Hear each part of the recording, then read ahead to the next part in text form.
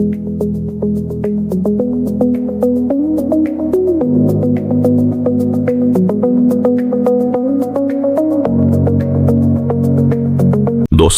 salam. Deyirlər, bədənimiz bizimlə daim danışır. Sadəcə biz çox vaxt onu eşitmirik.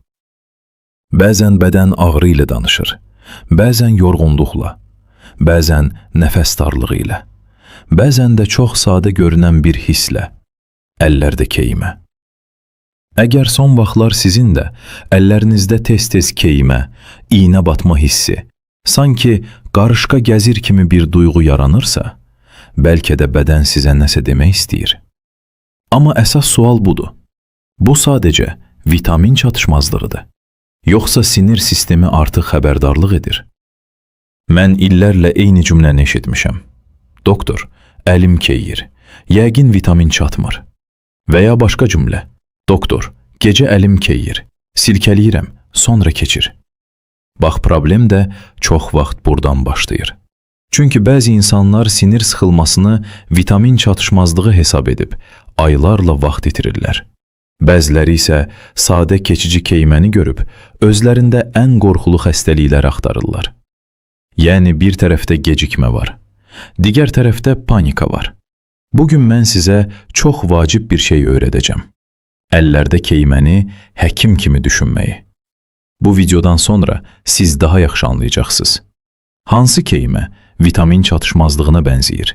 Hansı keymə sinir sıxılmasını düşündürür? Hansı barmaqların keyməsi nə demək ola bilər? Hansı halda gözləmək olar? Hansı halda isə vaxt itirmək düzgün deyil? Və videonun ortalarında sizə evdə edilə bilən sadə yoxlamalar da verəcəm. Bu yoxlamalar diaqnoz qoymur, amma sizə bədəninizin verdiyi siqnalı daha düzgün anlamağa kömək edir.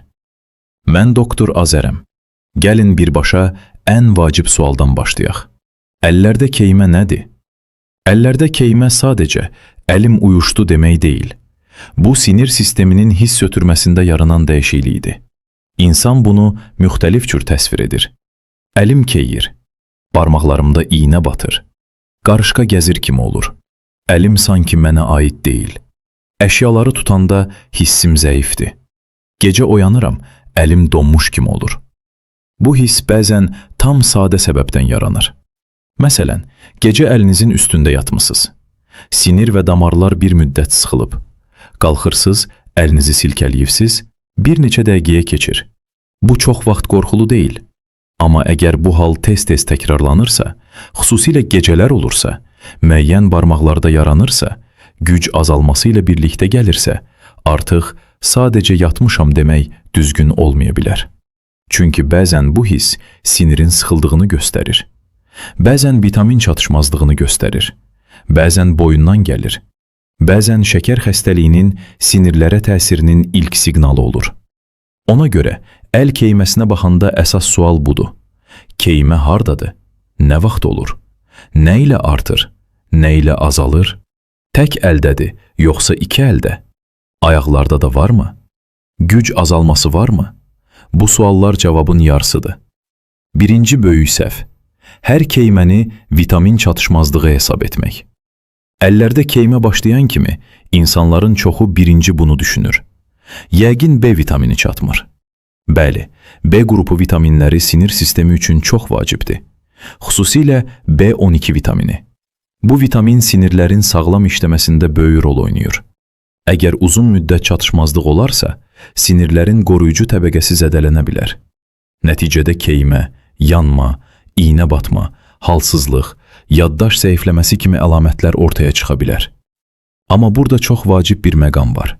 Hər əl keyməsi vitamin çatışmazlığı deyil. Əgər insan hər şey vitaminlə izah edirsə, əsas səbəbi qaçıra bilər. Məsələn, biləkdə sinir sıxılır, insan aylarla vitamin içir. Dirsəkdə sinir qıcıqlanır, insan qanım azdı deyir. Boyundan sinir kökü sıxılır, insan bunu yorğunluqdur hesab edir. Şəkər sinirlərə təsir etməyə başlayır. İnsan sadəcə maqnezium içib gözləyir. Bu təhlükəli gecikmə yarada bilər. Ona görə ilk qayda budur. Keyməni tək bir səbəblə izah etməyə tələsməyin. Bədən sizə xəritə verir.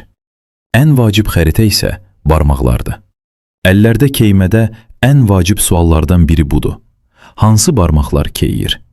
Çünki bütün barmaqlara eyni sinir getmir. Əgər baş barmaq, şəhadət barmağı, orta barmaq və atsız barmağın bir hissəsi keyirsə, burada bilək səviyyəsində orta sinirin sıxılması ehtimalı artır. Bu çox vaxt gecələr daha çox olur. İnsan deyir, gecə əlim keyir. Əlimi silkələyəndə açılır. Telefon tutanda artır. Sükan saxlayanda keyir. Tikiş tikəndə, yazı yazanda barmaqlarım uyuşur. Bu mənzərə çox vaxt bilək tunelində sinirin sıxılmasına uyğun gəlir. Sadə dillə desək, biləkdən keçən sinir dar bir yerdə sıxılır. Əvvəlcə sadəcə keymə olur, sonra iynə batma olur, daha sonra ağrı qoşula bilər. Ən gec mərhələdə isə baş barmaq ətrafındakı əzəllər zəifləyə bilər. İnsan banka qapağı açmaqda çətinlik çəkir, düymə bağlamaq çətinləşir, əşyaları əlindən salmağa başlayır. Bax bu, artıq sadəcə keymə deyil, bu funksiyanın pozulmasıdır. Əgər daha çox çeçələ barmaq və atsız barmağın yarısı keyirsə, bu başqa istiqamətdir. Burada çox vaxt dirsək nahiyəsində gedən sinir düşünülür. Məsələn, insan uzun müddət dirsəyini masaya söykəyir. Telefonla danışanda dirsəyi bükülü qalır. Gecə qolu bükülü vəziyyətdə yatır və sonra deyir, çeçələ barmağım keyir. Əlimin kənarı uyuşur. Bəzən tutma gücüm azalır. Bu vitamin çatışmazlığından daha çox sinir sıxılmasını düşündürür. Xüsusilə də keymə dirsəyi bükülü saxlayanda artırsa. Çox insan fərqində olmadan bu siniri gündə 100 dəfə sıxır. Masada oturur, dirsəyini sərt yerə qoyur. Telefonu uzun saxlayır. Gecə qolu altına alıb yatır. Sonra da düşünür ki, məndə vitamin çatmır. Amma səbəb bəzən çox mexaniki olur. Sinir uzun müddət təzyiq altında qalır. Əllərdə keymə yalnız bilək və ya dirsəkdən olmur. Bəzən səbəb boyundadır. Boyundan çıxan sinirlər çiyinə, qola və ələ gedir. Əgər boyunda disk çıxıntısı, fəqərə arası daralma və ya sinir kökünə təzyiq varsa, insan bunu əldə keymə kimi hiss edə bilər. Belə hallarda çox vaxt əlavə əlamətlər olur. Boyun ağrısı, çiyinə yayılan ağrı, qola vuran ağrı, başın müəyyən hərəkəti ilə keymənin artması, bir tərəfli simptomlar. İnsan deyir, boynumu çevirəndə qoluma vurur. Çiynimdən başlayır, barmaqlara qədər gedir. Əlim keyir, amma boynum da ağrıyır. Bu zaman yalnız ələ baxmaq kifayət deyil. Boyun da qiymətləndirilməlidir. Çünki bədən bütöv sistemdir. Ağrı və keymə harda hiss olunursa, problem həmişə orada başlamır. Bəzən barmaqda hiss etdiyiniz siqnalın kökü boyunda olur. Gəlin vitamin çatışmazlığına bağlı keyməni ayrıca aydınlaşdıraq. Bu daha çox necə olur? Çox vaxt iki tərəfli olur. Yəni yalnız sağ əlin bir barmağı yox, hər iki əldə oxşar hisslər yarana bilər. Bəzən ayaqlarda da olur. İnsan deyir, əllərim də, ayaqlarım da qəribədir. Barmaqlarımda yanma olur. Gecələr ayaqlarımda iynə batır. Tez yoruluram. Başım dumanlıdır. Yaddaşım zəifləyib. Dilimdə yanma var. Bu əlamətlər B12 vitamini çatışmazlığını düşündürə bilər. Xüsusilə yaşlı insanlarda, mədə problemi olanlarda, uzun müddət bəzi mədə dərmanları istifadə edənlərdə, heyvani qida az yeyənlərdə, mədə əməliyyatı keçirmiş insanlarda bu risk arta bilər. B1 vitamini də sinir hüceyrələrinin enerji sistemi üçün vacibdir. B6 vitamini də sinir ötürməsində iştirak edir. Amma burada bir şeyi çox açıq demək lazımdır. Vitaminləri təxminlə içmək düzgün deyil. Çünki bəzən insanın B12-si normal olur, amma problem biləkdə sinir sıxılmasıdır. Bəzənsə əksinə, insan sinir sıxılması düşünür, amma dərin vitamin çatışmazlığı var. Ona görə analiz çox vacibdir. Əllərdə və ayaqlarda keymənin başqa vacib səbəbi şəkər xəstəliyidir. Şəkər uzun müddət yüksək qaldıqda sinirlərə zərər verə bilər. Bu təkcə diaqnoz qoyulmuş şəkər xəstələrində olmur. Bəzən şəkər yüksəlməyə başlayır. İnsan hələ bunu bilmir, amma sinir artıq siqnal verir. Belə hallarda keymə çox vaxt ayaqlardan başlayır, amma əllərdə də hiss oluna bilər. İnsan deyir, ayaqlarımda yanma var, əllərimdə də qarışqa gəzir. Gecələr daha çox hiss edirəm. Dərimə toxunanda hissim dəyişib. Əgər buna susuzluq, tez-tez sidiyə getmə, ağız quruluğu, yorğunluq, çəki dəyişməsi qoşulursa, qan şəkəri mütləq yoxlanmalıdır. Çünki sinir yalnız sıxılmadan zədələnmir. Sinir qidalanma pozğunluğundan da zədələnir. Bədəndə şəkər, vitamin, qalxana bənzər vəz, qan azlığı, hamısı sinirin işləməsinə təsir edə bilər. Burada çox insanın bilmədiyi bir məqam var. Bəzən əllərdə keyimə güclü gərginlik, qorxu və təşviş zamanı yaranır. İnsan həyəcanlanır, nəfəsi sürətlənir, bədən mübarizə və ya qaçış vəziyyətinə keçir. Qan dövranı dəyişir. Əllərdə soyuqluq, keyimə iynə batma hissi yarana bilər. Xüsusilə nəfəs çox sürətli olduqda bu hiss daha da arta bilər. Amma bu o demək deyil ki, hər keyimə əsəbdəndir. Bu da ayrı bir tələdir. Bəzən insan həkimə gedir. Ona deyirlər əsəbdəndir. Amma əslində sinir sıxılması var. Bəzənsə insan sinir xəstəliyindən qorxur. Amma problem gərginlik və nəfəs ritmidir. Ona görə yenə qaydırıq əsas qaydaya. Keymənin xəritəsinə baxmaq lazımdır. Nə vaxt olur? Hansı barmaqlarda olur? Nə ilə artır? Nə ilə azalır? Güc itkisi varmı? Gecə keyməsi niyə vacibdir? Gecə əl keyməsi ən çox rast gəlinən şikayətlərdən biridir. İnsan yatır, gecə oyanır, əli keymiş olur. Barmaqlarda iynə batır, əlini silkələyir. Biraz sonra keçir. Əgər bu nadir hallarda olursa, çox vaxt qorxulu deyil. Amma hər gecə təkrarlanırsa, xüsusilə eyni barmaqlarda olursa, diqqət lazımdır. Çünki gecə bilək və dirsək bükülü vəziyyətdə qalır. Bu vəziyyət sinirə təzyiqi artırır. Ən çox edilən səhv nədir? İnsan bunu illərlə normal sayır. Amma sinir uzun müddət sıxıldıqda əvvəl sadəcə keymə olur, sonra ağrı, daha sonra güc azalması, ən sonda isə əzələ zəifləməsi. Ona görə gecə təkrarlanan keyməni görməzlikdən gəlmək düzgün deyil. Əllərdə keymədə qırmızı siqnallar. Bu hissəni çox diqqətlə dinləyin. Əllərdə keymə çox vaxt təcili vəziyyət deyil, amma bəzi əlamətlər varsa gözləmək olmaz.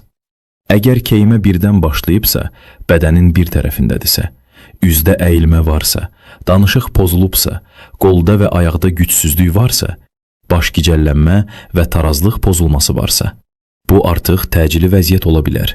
Bu halda vitamin çatmır deyib gözləmək olmaz. Başqa ciddi siqnallar da var. Əl gücü getdikcə azalırsa, əşyaları tez-tez əlinizdən salırsınızsa, əzələdə incəlmə görünürsə, keymə günbəgün artırsa, gecə yuxudan oyadırsa və keçmirsə, boyun ağrısı ilə birlikdə qola güclü yayılırsa, bu hallarda həkim müayinəsi lazımdır. Ən təhlükəli cümlə budur. Keçər. Bəzən keçir. Amma bəzən keçənə qədər sinir daha çox zədələnir. Evdə edilə bilən sadə yoxlamalar. Sizə söz verdiyim praktik hissəyə keçək. Bunlar diaqnoz qoymur, amma istiqamət verir. Birinci yoxlama, barmaq xəritəsi. Əlinizə baxın və düşünün. Hansı barmaqlar keyir? Baş barmaq, şəhadət və orta barmaq daha çox keyirsə, biləkdə sinir sıxılması ehtimalı artır. Çeçələ barmaq və atsız barmaq keyirsə, dirsək səviyyəsində sinir sıxılması düşünülə bilər. Bütün əl və qol boyunca yayılırsa, boyun da qiymətləndirilməlidir. İkinci yoxlama, bilək vəziyyəti. Əllərinizi bir-birinə arxa tərəfdən söykəyin. Biləklər bükülü vəziyyətdə qalsın. Bir müddət saxlayın. Əgər baş barmaq, şəhadət və orta barmaqda keymə artırsa, biləkdə sinir sıxılması ehtimalı ola bilər. Ağrıya məcbur etməyin. Narahatlıq artırsa, dayanın. Üçüncü yoxlama, dirsək bükülməsi. Dirsəyinizi bükülü saxlayın. Əgər bir müddət sonra çeçələ barmaq və atsız barmaqda keymə artırsa, dirsək səviyyəsində sinir qıcıqlanması ola bilər. Dördüncü yoxlama, güc. Baş barmağınızla digər barmaqlarınızı sıxın. Sonra kiçik bir əşyanı tutmağa çalışın. Əgər bir tərəfdə tutma zəifləyibsə, düymə bağlamaq, yazı yazmaq, banka qapağı açmaq çətinləşibsə, bu artıq sadəcə hiss problemi deyil, bu funksiya pozulmasıdır. Funksiya pozulması isə daha ciddi siqnaldır. Nə etmək lazımdır? Birinci, səbəbi təxmin etməyin.